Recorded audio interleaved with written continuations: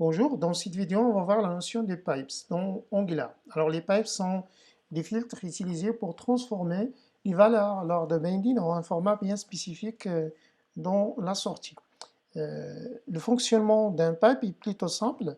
Un pipe reçoit comme entrée des données et les transforme dans un format bien spécifique. Par exemple, si vous prenez une propriété de type date, alors on peut afficher cette propriété ou la valeur de cette propriété dans un format bien spécifique. Donc on peut spécifier le format de cette date. Nous avons plusieurs types de pipes. Pipes concernant la date, pipes concernant une chaîne de caractères, ou devises par exemple, pour afficher les devises. Sinon, donc pour les pourcentages, donc on peut transformer une valeur en format pourcentage. Et parfois, donc, on aura besoin d'afficher des données en format JSON. Donc, nous avons le pipe concernant JSON. Alors, d'une manière concrète, nous avons donc ici, dans l'affichage, nous avons un composant pipes dans lequel on va faire des exemples concernant les types de pipes. Alors, je commence par les pipes de format chaîne de caractères. Donc, je vais afficher tout simplement un message ici, donc chaîne de caractères.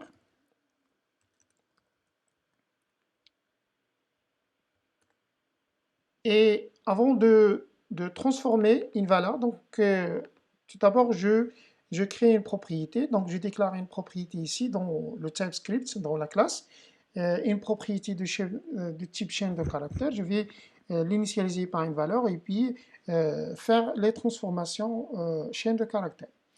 Donc je déclare le nom par exemple et initialiser ce nom par une valeur. Par exemple, le nom, donc, Rabi Nordin. Et puis, faire des transformations. Donc, je commence par au premier pipe, c'est le afficher le nom en format, par exemple, majuscule, si vous voulez. Donc, mon nom en format majuscule.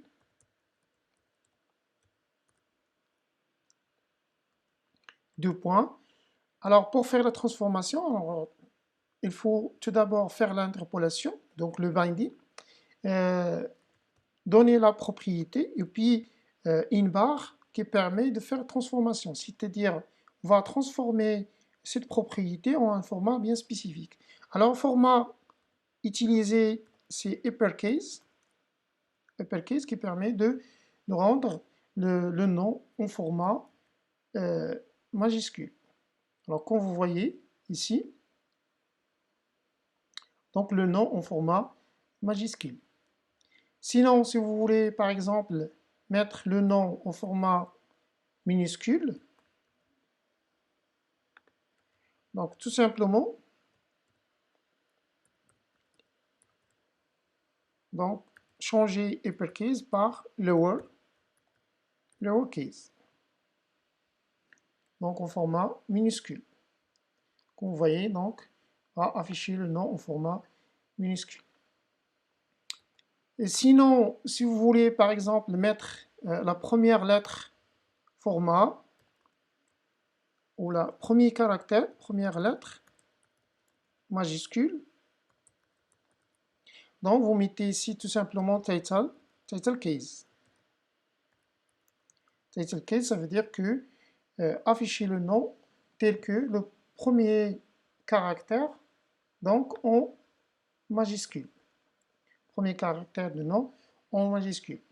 Si vous voulez par exemple extraire une partie d'une chaîne de caractères, donc format substring ou extrait, tout simplement, format donc, extrait, une partie de notre chaîne de caractères, en utilisant le mot-clé slice. Alors slice permet de extraire une partie d'une chaîne de caractères. Une partie, par exemple, à partir du deuxième caractère jusqu'à le quatrième caractère moins 1. Ou, par exemple, cinquième caractère. Alors, du deuxième caractère jusqu'à cinquième caractère moins 1. Et donc, on aura le résultat comme suit. Voilà, donc, premier caractère, c'est 0, 1, 2. Donc, c'est à partir de 2 jusqu'à 4, c'est-à-dire 5 moins 1. Alors, 2, 3, 4. Donc, on aura 3 caractères seront affichés. Alors, si vous voulez, par exemple, de 2 jusqu'à 8, alors ça veut dire 8 moins 1, 7. Deuxième caractère jusqu'à 7. Donc, nous avons 0, 1, 2, 3, 4, 5, 6, 7. 7, c'est l'espace. En fait, un espace ici. Donc, il est affiché. Très bien. Donc, nous avons ça, c'est équivalent à substring dans le langage C ou Java, sub-str ou substring, qui permet d'extraire une partie d'une chaîne de caractères. Maintenant, donc, on passe deuxième partie de Pipes, c'est les nombres, pour la gestion des nombres. Donc, je vais afficher un message tout simplement ici concernant les nombres. Et puis faire les transformations des nombres. Par exemple, un nombre quelconque. Donc, je prends un nombre avec virgule, 1, 2, 3, 4, par exemple, et transformer ce nombre en format, par exemple, number, de cette façon. Donc, deux points, entre cotes, 1, point, 2-3. Ça veut dire quoi? Pardon? 2-3. Ça veut dire que nous avons un seul nombre avant la virgule et 2 jusqu'à 3 au maximum nombre après la virgule. Donc avant la virgule, nous avons 1. Après la virgule, nous avons 3. Au maximum 3. Donc on affiche le même nombre. Vous voyez ici, donc, on affiche le même nombre. Par contre, si vous voulez, par exemple, pardon, alors si vous voulez afficher 2 ou 3 nombres avant la virgule, au maximum, donc nous avons 3 nombres avant la virgule, et de 4 jusqu'à maximum 5 avant la virgule. Alors combien de nombres avant la virgule? Nous avons 1. Donc on va ajouter double 0 ici pour compléter 3. Et après la virgule, on va ajouter un 0 pour compléter 4 au minimum. Donc on doit avoir 4 au minimum nombre après la virgule. Et donc on aura le résultat comme suit. Donc 001, point, virgule, 2, 3, 4, 0.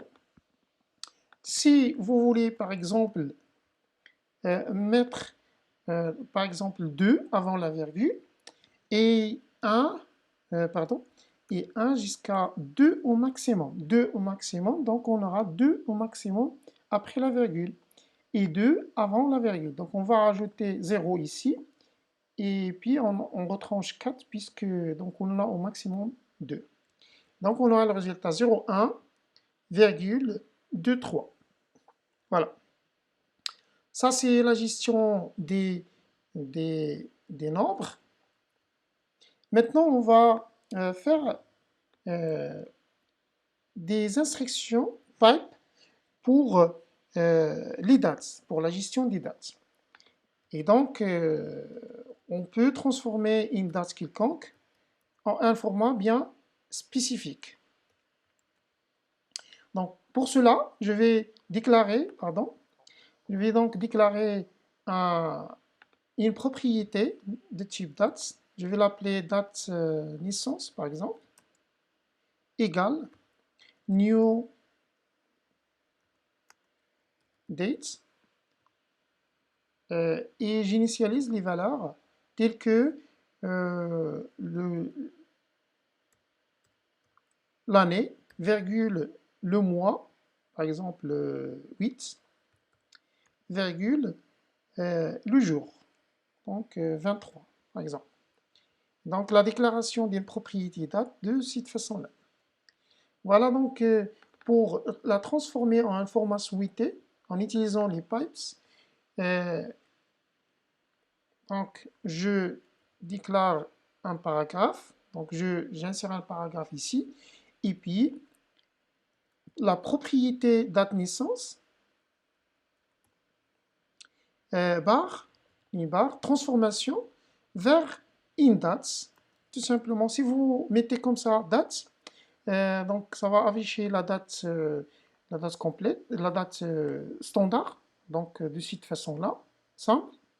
Sinon, si vous mettez par exemple date avec propriété, avec paramètres, deux points, par exemple, ici short, donc il va afficher la date simple en format avec la date et le temps correspondant au paramètre de temps. Sinon, vous pouvez spécifier quel type de date simple. Ici, soit vous mettez tout simplement la date, afficher la date, soit afficher le temps. Donc on affiche ici juste la date. Sinon, on affiche juste le temps, time, donc short time, en utilisant short time. Ça veut dire qu'il va afficher juste le temps. Sinon, donc on peut spécifier le format en utilisant si vous voulez, le format que vous voulez, par exemple dd/mm/4y pour afficher la date de cette façon. Donc, on peut faire ça. Donc, si vous voulez afficher la date de cette manière. Donc, deux nombres pour le mois, le jour, deux nombres pour le mois et quatre nombres pour l'année. Très bien, ça c'est concernant la date. Maintenant, donc, pour tout ce qui est, par exemple, pourcentage, pour afficher pourcentage, alors tout simplement, je prends un nombre, donc tout d'abord mettre ça dans un paragraphe. Je prends un nombre quelconque, par exemple 23, et puis le rendre en pourcentage. Pour le rendre en pourcentage, pour le mettre en pourcentage, tout simplement, vous pouvez donc utiliser le mot-clé percent. Alors, percent qui permet de transformer cette valeur en pourcentage. Et donc, on aura, pardon, donc il faut mettre ici la virgule, hein, 0,23. Ça veut dire qu'il va transformer ça en pourcentage et l'affichage, ce sera de cette façon. Donc, on aura 23%. Alors, pour tout ce qui est monnaie, par exemple, devise,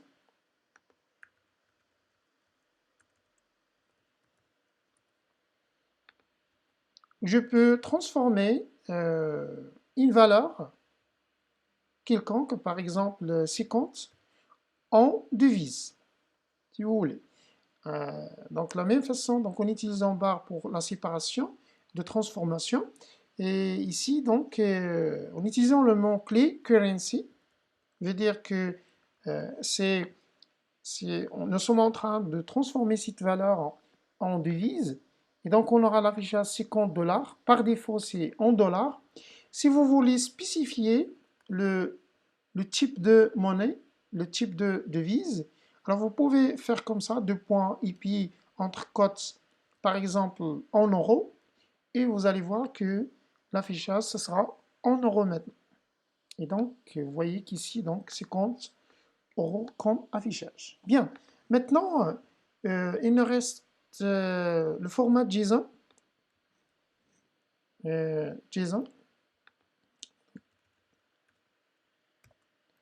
JSON.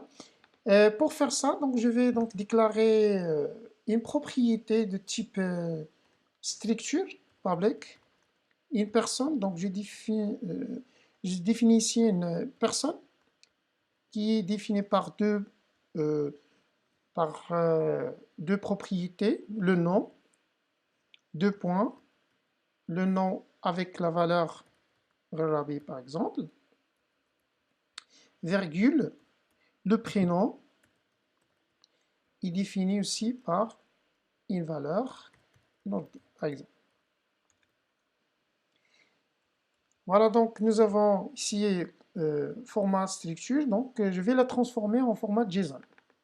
Alors pour transformer, je crée un paragraphe, et puis la même chose, l'interpolation, personne, la propriété, le nom de propriété, et puis barre, et vous mettez tout simplement, pardon, et vous mettez tout simplement ici JSON. Ça veut dire qu'il va transformer cette propriété en format JSON. Vous voyez ici donc le format affiché, c'est en format JSON. Voilà donc, on a achevé la fin de ces instructions concernant les pipes. Alors les pipes, tout simplement, c'est une manière de transformation des valeurs à un format bien souhaité dans l'affichage.